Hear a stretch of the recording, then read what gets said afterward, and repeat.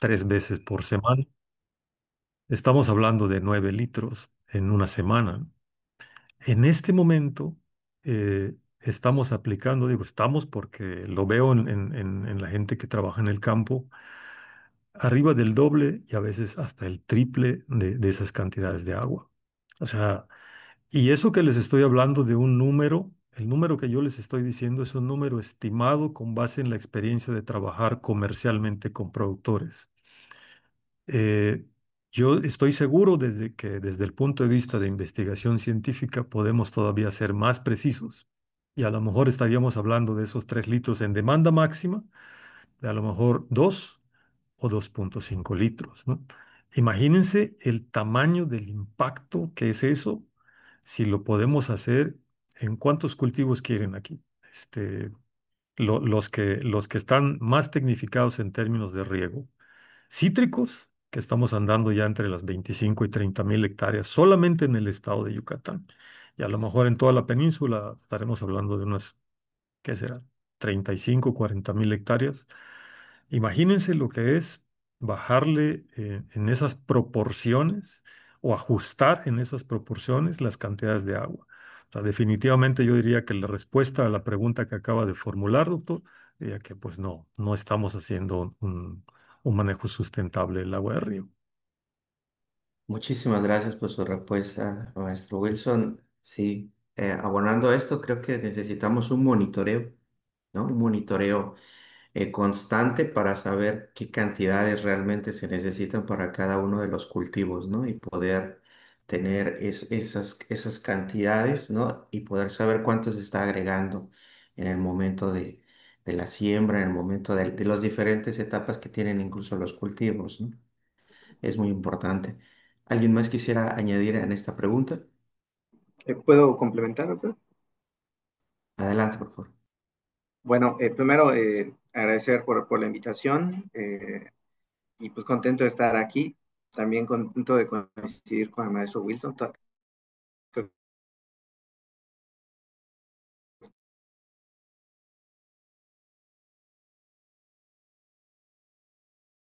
todavía no me ha reconocido, pero somos ustedes. También voy a poner un poquito de contexto, un poquito a la Ah, no, red. ¿Me sí, sí te escuchan? reconocí, sí te reconocí. Ah, perfecto. Sí, sí, sí, te Un escuchamos, gusto, ¿no? Alfredo. Coincidencia. Gracias. Es que se me congeló un momentito la imagen, entonces por eso consulté. Y también pues voy a compartir, no tanto experiencia en conocimiento, sino experiencia en lo que he observado en la zona norte, zona costera, de donde pues soy oriundo y mi familia, mis papás todavía viven por allá. En algún momento, ahorita nada más quiero compartir propiamente el tema de la pregunta, ¿no? Y yo creo que la aplicación de riego también es una situación que debe considerar ampliamente también temas de capacitación en la aplicación, la forma de cómo regamos, ¿no? No solamente es tener la tecnología, o sea, un sistema de riego muy bueno, eficiente, sino también las horas de aplicación, entre otras, ¿no? Es muy notorio observar sistemas de riego pastoril o también de cultivos en horas tal vez no pertinentes, no adecuadas, ¿no? Esa es una situación. Y lo otro que también mencionaba el maestro Wilson con el tema del tomate, eso creo que también vale la pena extrapolarlo no solamente al exceso de agua que aplicamos, sino también al exceso de agroquímicos, ¿no? Que de alguna forma también puede impactar a la misma calidad del agua y, bueno, es un ciclo. Entonces, las plantas son muy sabias, o sea, sin mencionar un cultivo en particular, pero bueno, ellas van a tomar lo que necesitan y lo que no, sobre todo también por lo que mencionaba el doctor Juan, el tema del tipo de suelo, leptosoles muy pobres en materia orgánica, en capacidad de retención de humedad, eh, todo esto pues se permea, ¿no? Entonces, aunque estemos regando, más que no solamente considerar las tecnologías o buenas prácticas en la aplicación de riego, también tenemos que voltear a ver a la capacidad del suelo, ¿no? O sea, hasta dónde va a dar. Esa también es una realidad, porque pues, a lo mejor vamos a querer sembrar algo, pero también las condiciones climatológicas globales a lo mejor ya no permiten esos cultivos o ya no vamos a poder tener los rendimientos que hace unos años, ¿no? De momento esa es mi intervención y pues nuevamente un gusto por la invitación. Muchas gracias. Quiero hacer también algún comentario al respecto, porque de alguna manera se menciona, pues obviamente el exceso de agua que estamos utilizando y de repente se habla un poco acerca de las tecnologías. Yo creo que sí hay tecnologías disponibles para poder bajar un poco el uso del agua. Sí. Incluso cuando se habla de que los agroquímicos que se utilizan y que pueden estar impactando, también existen protocolos y existen formas de su aplicación en que pueden reducir esta situación, eh, o sea, el impacto en el acuífero. Y también se sabe más o menos de que la retención que tenemos de nuestro suelo, sobre todo con nuestra temperatura, más o menos a qué horas deberíamos de estar regando para ser más eficiente y eso nos ayudaría a reducir la cantidad de usar. Más o menos todo eso se medio conoce. Tal vez a lo mejor nos falta precisar algo. Y yo me atrevo a decir de que los productores conocen esa tecnología a la que yo me estoy refiriendo, al conocimiento, en un 80%, un 90%. Sin embargo, hay veces de que es un poco complicado para ellos pensar que riegan en la mañana y en la tarde en periodos cortos para evitar que se pierda mucho agua. Se les complica un poco el ir 2 veces a la parcela. Tener sistemas automatizados es más caro y cosas por el estilo. Sin embargo, también me preocupa un poco el hecho de que, por ejemplo, en las zonas de cítricos, sobre todo las que comentaba Wilson, también hay un dispendio de agua porque hay sistemas de riego que lamentablemente están funcionando mal y se tira demasiada agua. Los sistemas de riego no se revisan, no se verifican y perdemos mucha agua ahí. Y que también hay veces de que la gente también lo sabe, pero tampoco se permite arreglarlos, ¿no? Esto me hizo recordar una participación de las compañeras, no recuerdo cómo son las agrupaciones estas que están dándole seguimiento en los municipios, donde dicen, es que la gente las casas saben que tienen una fuga, pero ni se preocupan hasta que les llega la cuenta, ¿sí? Y yo creo que ese es un problema generalizado de nuestra cultura que traemos en toda la población, que la cultura del agua la traemos olvidada. Y también me recordé mucho lo que decían esas compañeras que decían, a mí me está dando resultado cuando voy y le platico a los muchachos y a los niños y que ellos empiezan a tomar un poco de cultura. Yo creo que ahí tenemos que empezar a hacer un trabajo fuerte, fuerte, fuerte donde en realidad las personas que puedan estar abiertas a la capacitación, hay que incidir en ellos, porque obviamente la cultura del agua se tiene que incrementar en un 800, en un 900%, ¿no? Es algo vital que fortalecemos esos procesos. Y que en conclusión, como decíamos, no es un proceso que se esté llevando adecuadamente desde el punto de vista sostenible en la agricultura, aunque haya tecnología. Claro. Muchísimas gracias, doctor Raúl. Vamos a pasar entonces a la siguiente pregunta, la cual nos dice lo siguiente. ¿La tecnificación del riego agrícola es suficiente en la península de Yucatán? ¿Podría esta práctica disminuir los altos consumos de agua en la producción y qué otros beneficios pueden obtenerse de esta implementación?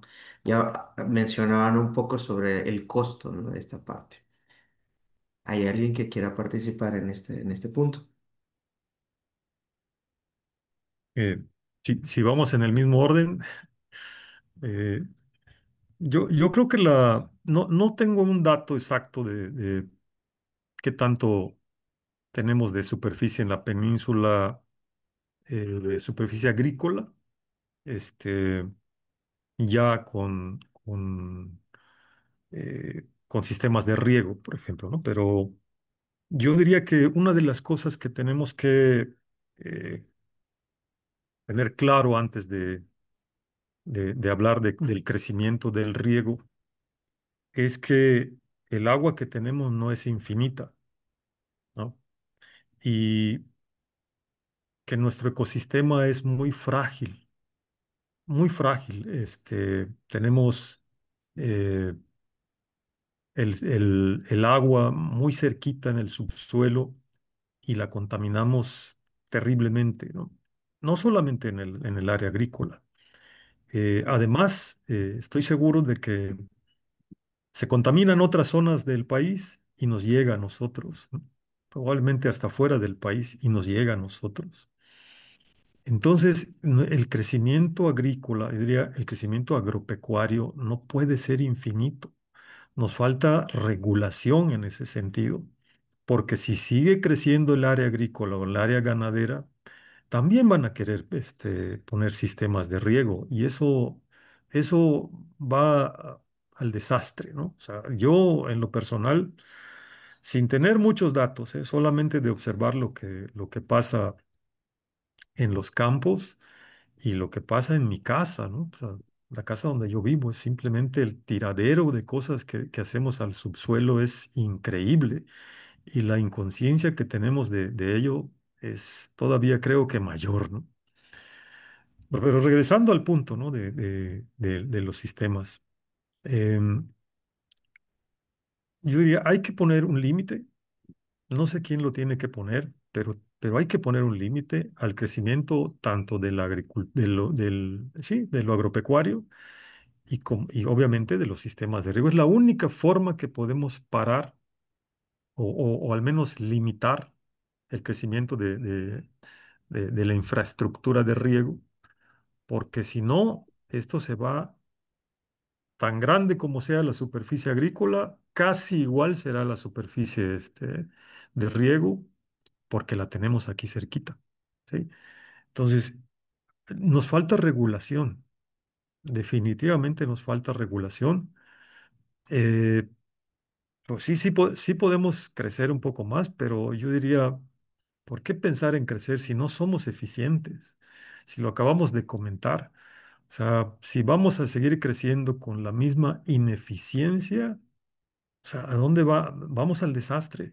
Miren, no sé si en otros países, pero me tocó conocer un poquito de cerca el sur de España, en una zona que se llama Almería, donde en el 2008 tenían 30.000 hectáreas de invernadero juntas. Imagínense lo que es eso, 30.000. Y a un ladito, en en otras áreas aledañas, había otros 30 o 40.000 más. Ahorita deben tener en el sur de España de menos unas 60, 70.000 hectáreas de invernadero casi juntas.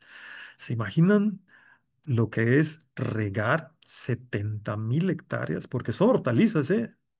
Eso sin hablarles de los olivos y de los naranjos y de todo eso. O sea, el volumen de miles y millones de metros cúbicos que se tienen que utilizar.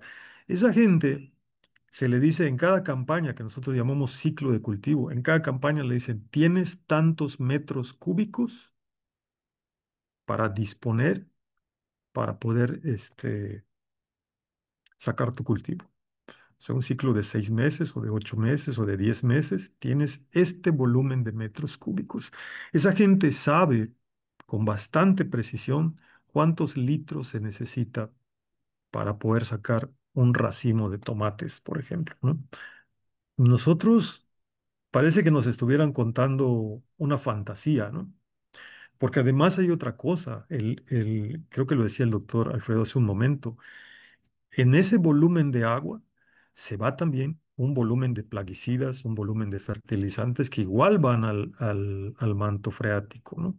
Y si mientras más metemos agua de una manera descontrolada, pues más veneno tiramos al ambiente, ¿no?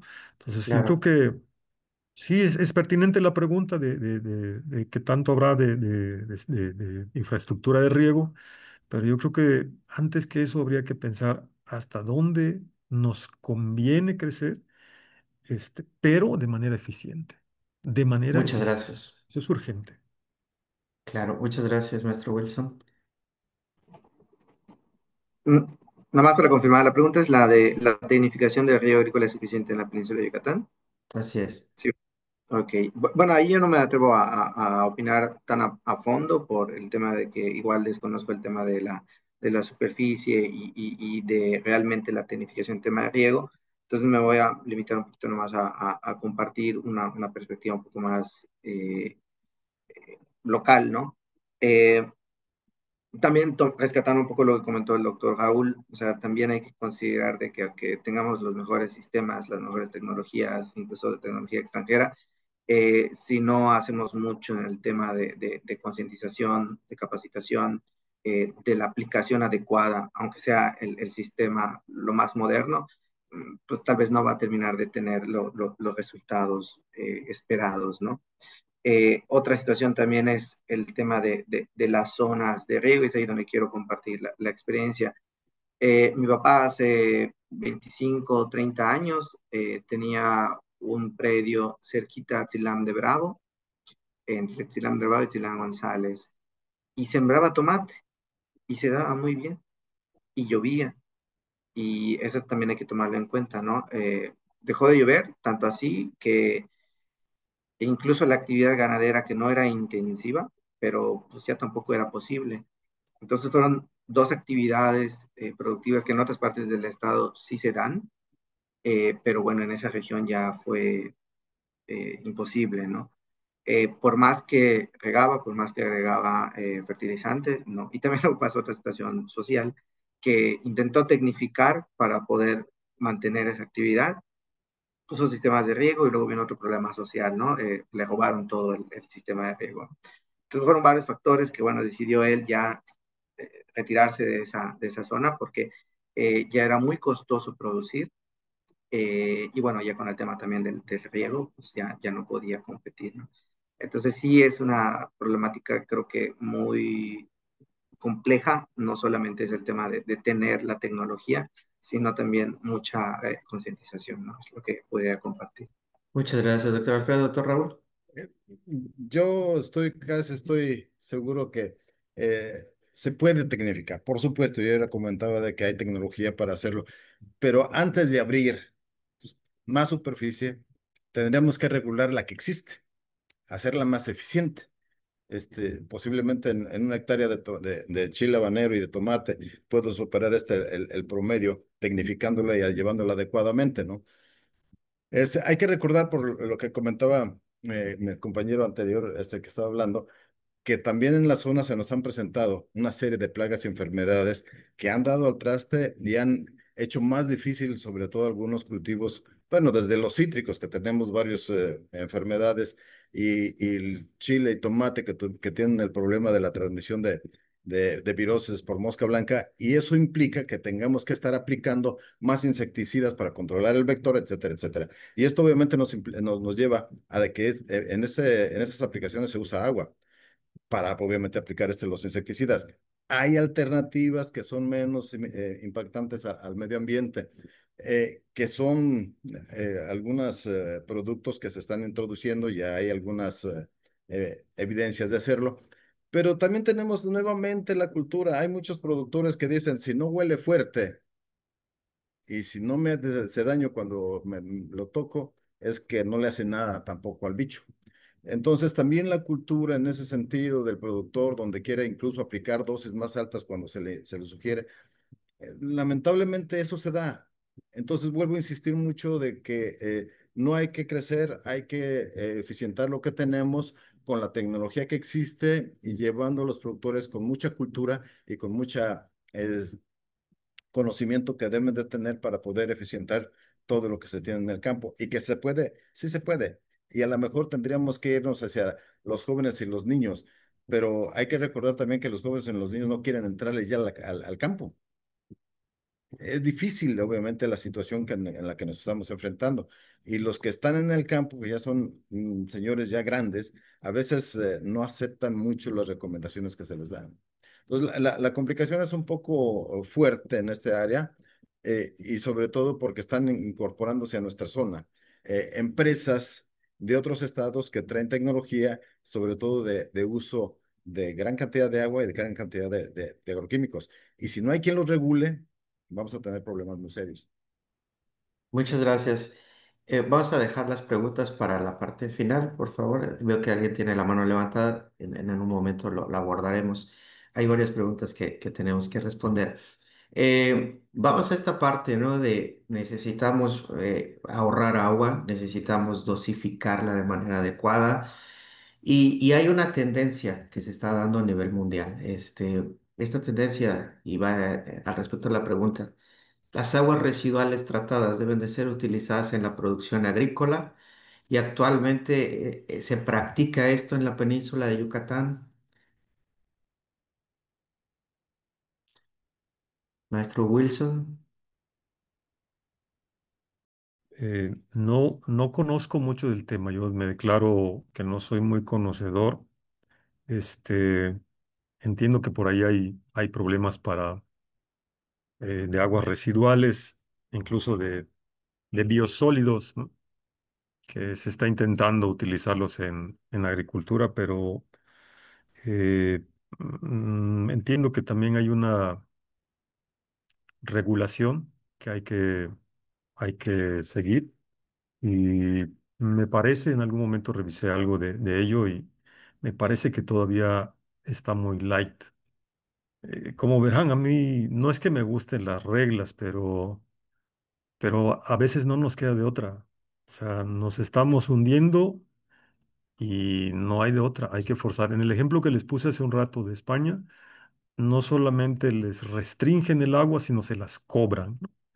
Y en este caso sería lo mismo. O sea, primero hay que regular el uso de los abonos orgánicos, sus características, y entonces cuando tengamos el tipo, cuando podamos nosotros manejar los abonos de tal forma que podamos cubrir una reglamentación, entonces adelante. Si en este momento ya estamos listos, creo que se podría, pero si no lo estamos, porque bueno, entiendo que ahí pues se involucran problemas de contaminación química, contaminación microbiológica que son muy fuertes. No sé, yo desconozco si estos problemas ya están resueltos como para que podamos nosotros decir, vamos a usar estos materiales en el agua de riego. No lo sé. Y también consideremos que el mercado de los productos hacia donde van no sé, las frutas, las verduras que se producen con este tipo de aguas residuales, tienen una regulación o deben tenerla. Si logramos nosotros cubrir esa regulación, estamos en posibilidades. En nuestro México, este, aunque no es para exportación, es para consumo interno, tenemos que tener ese tipo de regulaciones. Ojalá existan, ojalá estén ya, y no solo existan, sino que existan de una manera suficiente, ¿sí? Suficiente en el sentido de que nos garanticen eh, la no contaminación de nuestro ambiente y la conservación de la salud humana. Me diría primero a eso, hay que regular primero. Claro, muchas gracias. ¿Alguno de los demás panelistas quisiera opinar al respecto? Sí, muchas gracias. Bueno, yo, pues, aquí sí tengo un poquito más de información para poder compartir. Sí se ha normado, se actualizó recién, bueno, 2021, la de aguas residuales tratadas, y bueno, se considera esta alternativa, siempre y cuando, bueno, cumpla con esos límites máximos permisibles. Y con el tema de los biosólidos también tiene su normativa, ahí la 004 de la Semarnat, donde se consideran algunas características microbiológicas, metales pesados, entre otros aspectos, para garantizar la aplicación segura de estos biosólidos. El instrumento legal existe, ahí están. El problema yo creo que después viene en el cumplimiento, en la verificación que realmente las aguas y los lodos cumplen y garanticen pues una producción inocua, ¿no? Yo creo que actualmente, así como estamos, es arriesgado o por el tema del seguimiento y la capacidad. Y como posible primera aplicación, me parece que en Durango hace muchos años, en 2017, fui a un congreso en Morelos y había producción forestal y ellos comentaban, perdón, que la mayor parte de la cobertura de estos cultivos era con agua residual tratada. Pues ahí el riesgo se minimiza, por el tema de que el, el producto no va a consumo humano directamente y además que son árboles que llevan 20, 30 años de crecimiento, entonces pues era la forma en la como ellos aprovechaban el agua que se iba tratada. En otras partes de México, bueno, y por ahí se lo voy a poner en el chat, hay un documental muy interesante, muy bueno que muestra una parte muy cruda y complicada de la realidad en el país, no solamente aquí en la región, pero ahí es muy común el uso de estas aguas residuales tratadas, no tratadas, parcialmente tratadas, pero en general aguas residuales para riego agrícola.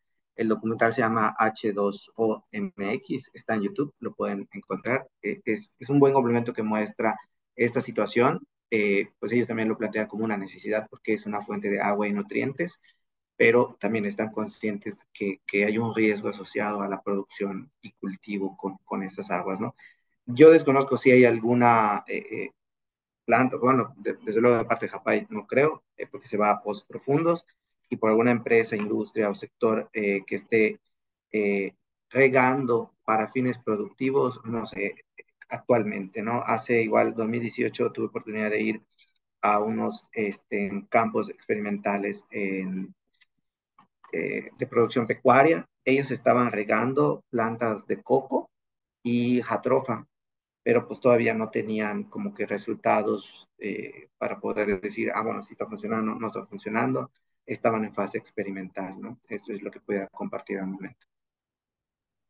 Claro, muchas gracias. Sí, hay dos temas que están convergiendo en esta conversación. Entonces es uno, la parte de los agroquímicos que se están utilizando, ¿no? Para la parte de lo que son las plagas, para la parte de lo que es el crecimiento de las plantas, ¿no? La cual no se da de forma adecuada.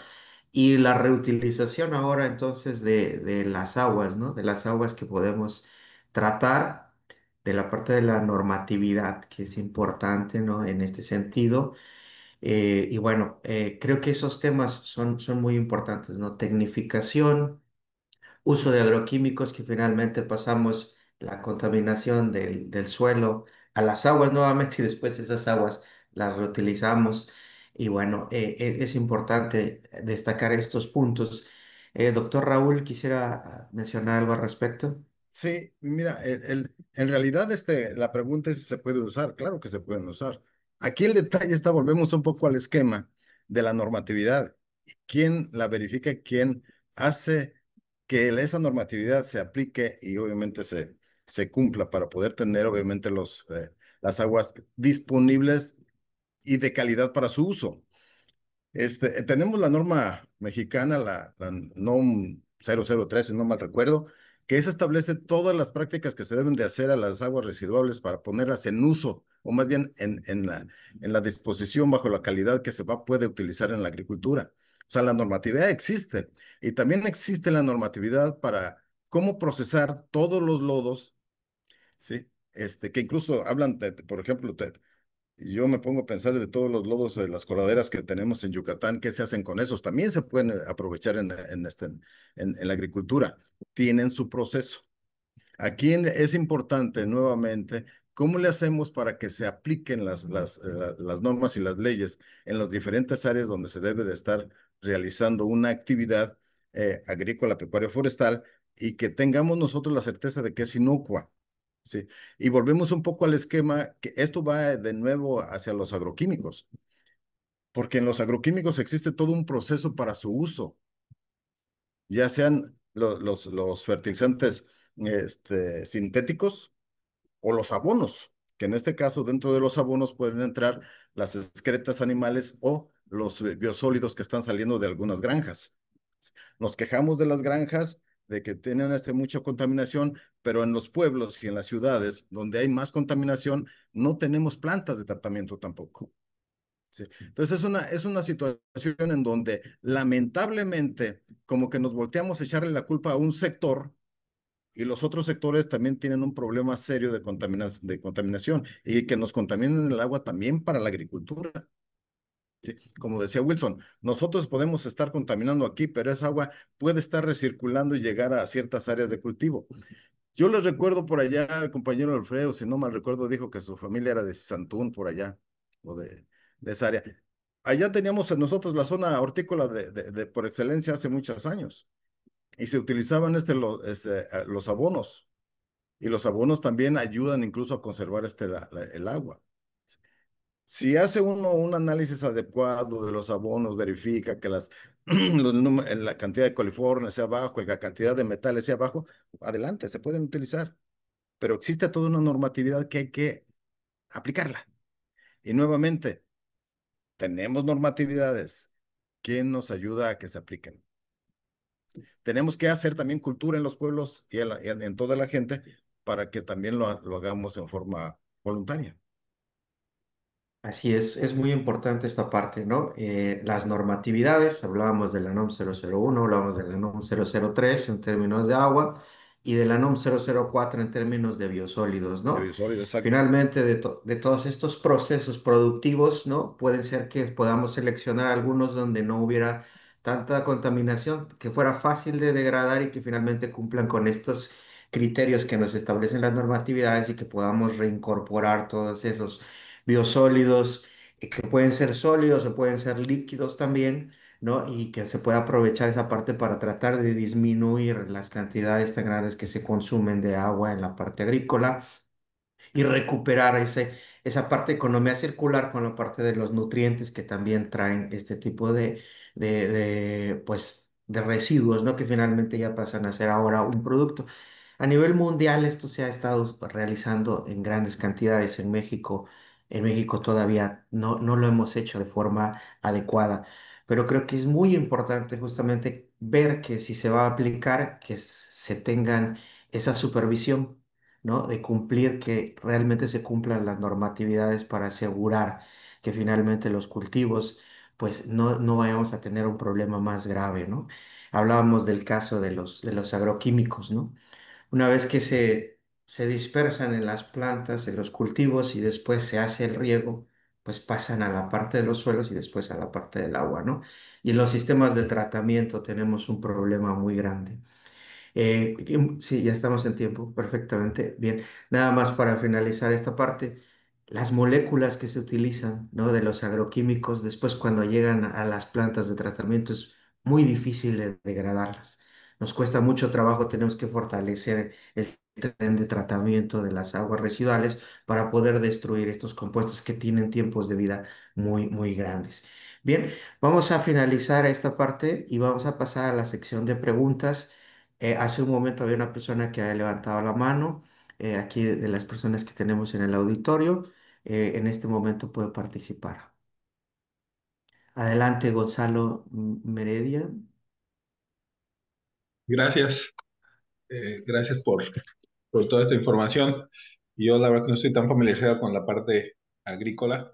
Pero aquí mi pregunta sería si ustedes verían viable o razonable que con base en lo que ustedes comentaban, por ejemplo, que la población juvenil ya no participa tanto en la agricultura, todos estos problemas que ustedes comentan sobre la ineficiencia con que se trabaja y de por sí los suelos poco adecuados de la península, la agricultura en general y demás, si convendría que como una de las conclusiones o recomendaciones de este foro pudiera ser a lo mejor es utópico, pero ustedes miran si es viable o no, el ir desmotivando la producción agrícola en la península de Yucatán e ir yendo hacia otros esquemas productivos pues, más actuales, más modernos, quizá más acordes a la península, con las complicaciones que también tienen los mercados de carbono, el turismo rural, en fin, otras acciones productivas que poco a poco, a lo largo de un periodo razonable de tiempo, puedan ir sustituyendo a la agricultura como medio de producción y de generación de ingresos para las comunidades locales. Gracias. Muchas gracias, Gonzalo. ¿Hay alguien que quiera responder la pregunta? Sí, si me permites, puedo comentar algo, por lo menos al Adelante. respecto, ¿no? Este, bueno, yo diría que hay que poner límites, que no es conveniente, sino en términos de sustentabilidad, y no solo para la agricultura, sino para todos los que habitamos en la región, en este ecosistema peninsular. Yo creo que debe haber, y miren que yo soy ingeniero agrónomo, ¿eh? Tiene que haber un límite para la agricultura y para la ganadería. O sea, yo así lo veo. Este, les iba a poner un ejemplo, pero se me fue. Eh, yo creo que más bien sería, en vez creo que la palabra que se usó fue reducción. Diría, hay que poner límites. Nuestro crecimiento no puede ser infinito, ¿no? Sí, ya. Yo fui jefe de campo del campo experimental Mocochá en del 94 al 98 y me tocó recibir a un grupo de investigadores científicos de muchas partes del mundo que vinieron a México a un congreso internacional sobre suelos. Y, y nos los mandaron para acá para que conocieran los suelos de esta región. Y les hicimos, o intentamos hacerles un perfil de suelo en el municipio de Vaca. Obviamente no llegamos a más de 30 centímetros, 40 centímetros, cuando las piedras ya no permitieron terminar el perfil. Todo mundo este, comentó en sus diferentes idiomas y ya después nos tradujeron que se les hacía un ecosistema desde el punto de vista suelo y agua muy sui generis, que no habían visto en muy pocos lugares del mundo y que lejos de pensar en hacer agricultura en este tipo de suelos debería ser considerado un parque nacional. Se los digo como me lo dijeron. Entonces, nosotros estamos yendo, tratando de ir hacia lo que nos muestra la agricultura tecnificada del norte y del centro del país, que mucha de ella está condicionada por la cercanía de uno de los mercados más grandes del mundo, si no es el más grande del mundo, en el consumo de productos del campo, que es los Estados Unidos. Y nosotros no tenemos las características ni del norte ni del centro. O sea, por eso ellos han crecido. No es porque simplemente dijeron vamos a meter 10.000 o 20.000 hectáreas de algo, es porque tienen un mercado ahí. No debemos copiar. Nuestras condiciones son otras, ¿no? Claro, muchas gracias. Sí, creo que va mucho en respuesta a la pregunta de Gonzalo Meredith, ¿no? De si realmente tenemos que ir disminuyendo o ver realmente con lo que contamos y a lo mejor cambiar de actividades pudiera darse el caso. Marla Guerrero tiene levantada la Reconversión, mano. diría yo, usaría con la Reconversión. reconversión. Gracias. Exactamente. Gracias. Muchas gracias. Y justo tiene que ver un poquito aquí con la intervención de Gonzalo. Y justo es hablar de eficientar, ¿no? Eficientar los procesos. Y bueno, creo que esta charla se habló mucho justo del uso del agua para esos sistemas productivos. Pero a mí me gustaría más hablar sobre justo de cómo tener estos procesos productivos sin en lugares donde no tenemos el recurso. Por ejemplo, yo donde estoy en Calakmul, pues hay comunidades rurales donde viven del campo, donde la producción del campo es de autoconsumo y, y lo que tenemos que hacer es mejorar sus procesos, ¿no? Hay procesos donde podemos eficientar el uso del agua, donde no hay necesidad de un sistema de riego, pero a lo mejor podemos implementar una agricultura sintrópica, un manejo de rastrojo, un manejo de control de plagas, o sea, mejorar las prácticas productivas para eficientar el uso del agua. Creo que esa sería la tendencia y ya lo hemos visto en algunas partes, por ejemplo en Brasil, de donde vienen justo los pioneros de la agricultura sintrópica, donde ha habido resultados muy buenos. Entonces, a mí me gustaría conocer un poquito la opinión de ustedes acerca de estas mejoras en los procesos productivos hacia esa tendencia, ¿no? Hacia soluciones basadas en naturaleza, o sea, usar los microorganismos de montaña, a utilizar todos los desechos que se generan en el hogar. Y digo, estamos hablando también de realidades muy diferentes de la agroindustria y de las necesidades de los pueblos indígenas que viven de un autoconsumo, una autoproducción. Entonces digo, pero ya también hay algunas iniciativas donde han puesto en marcha todas esas prácticas en la agroindustria y ha funcionado. Entonces, ¿qué opinan sobre todos estos procesos que nos podrían ayudar a mejorar ese uso racional del recurso agua? Cambio. Gracias, muchas gracias, Marla. Doctor Raúl, ¿quería comentar algo?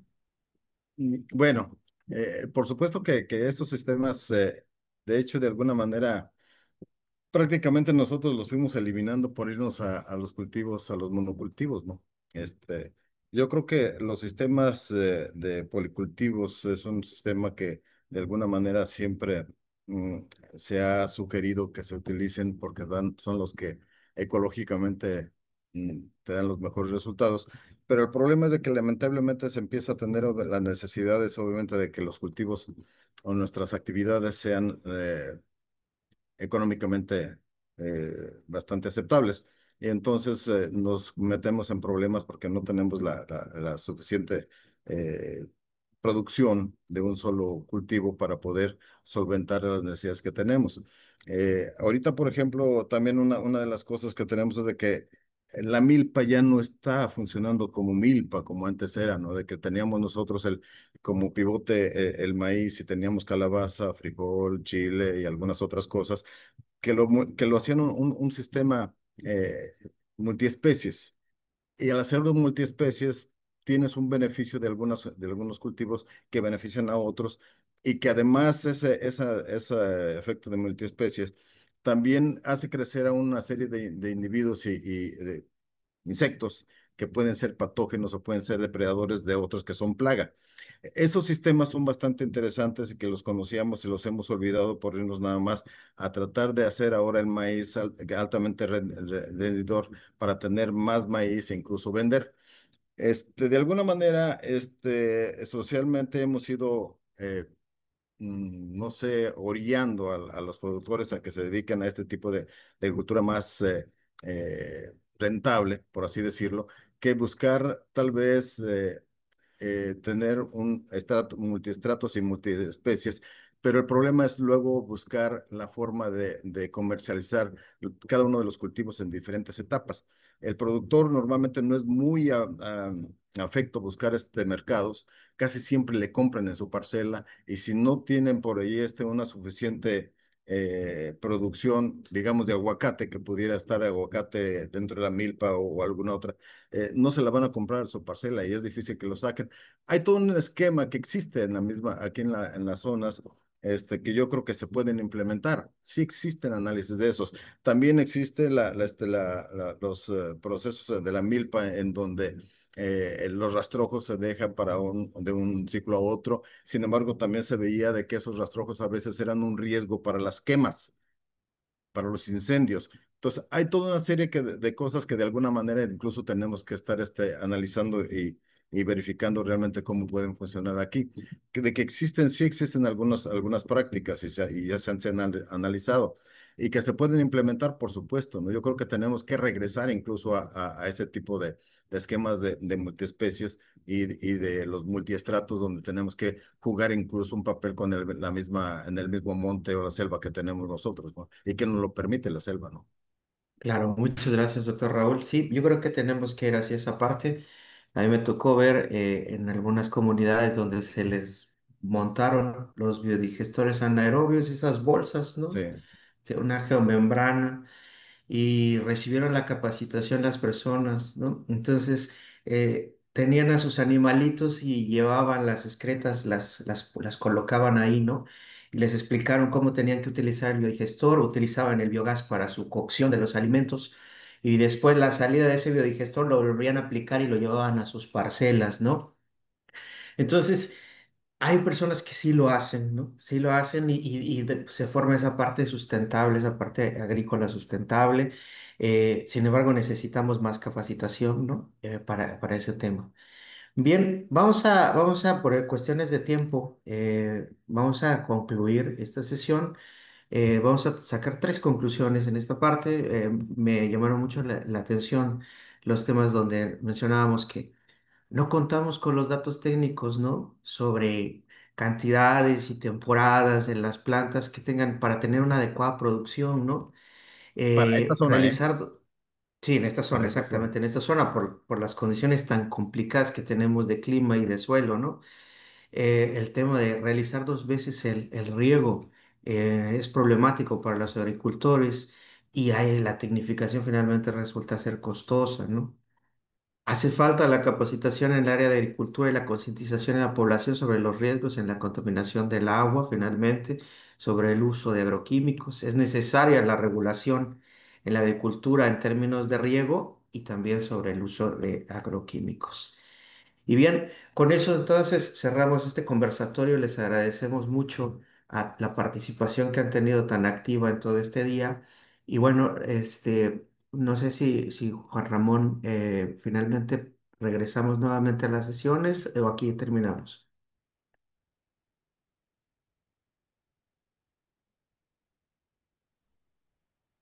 Está Perdón, ¿me inactivo su... escuchan?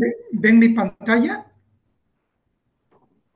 Sí, Sí, bien. Antes de cerrar, agradecerle la verdad a ustedes cuatro por este excelente conversatorio sobre manejo eficiente del agua para la producción agrícola. Y pues a nombre del Consejo de Cuenca voy a permitirme pues darle así lectura rápidamente a los reconocimientos que les otorga el Consejo de Cuenca, sobre todo, bueno, en primer término al doctor Juan Enrique Ruiz Espinosa, por su destacada participación como moderador en este conversatorio 2 que se llamó, perdón, Manejo Eficiente del Agua para una producción agrícola sustentable durante pues este primer foro regional de saneamiento para la península de Yucatán. Asimismo, hacemos la entrega en este caso también al doctor Raúl Díaz Plaza por su participación en este conversatorio, al doctor Alfredo Javier Córdoba Lizama y al maestro Wilson Avilés Baeza. Entonces, les vamos a hacer llegar los documentos digitales para que los tengan ahí a la mano y pues agradecerles de este importante conversatorio. Pedirte en ese caso, doctor Juan Enrique, si eres tan amable de mandarnos ya en corto las conclusiones a las que llega tu mesa o este conversatorio para integrarlas a las lecturas de la conclusión general que se va a dar el día de mañana. Y pues antes de cerrar, agradecerles a todas estas personas que hoy nos acompañaron e invitarles también mañana al segundo día de este foro. Vamos a continuar con el panel uno, que es prácticamente el de transferencia de tecnologías, donde vamos a tener empresas ahora de Alemania para presentar tecnologías, transferencia de tecnologías apropiadas y daremos continuidad al panel 3 y 4. Entonces, gracias, la verdad, a nombre del Consejo de Cuenca, al nombre de la Comisión Nacional del Agua, por su participación y pues siendo las 3 de la tarde en punto, estamos cerrando esta primera jornada del primer foro de saneamiento para la sustentabilidad del agua en la península de Yucatán. Gracias y nos vemos mañana.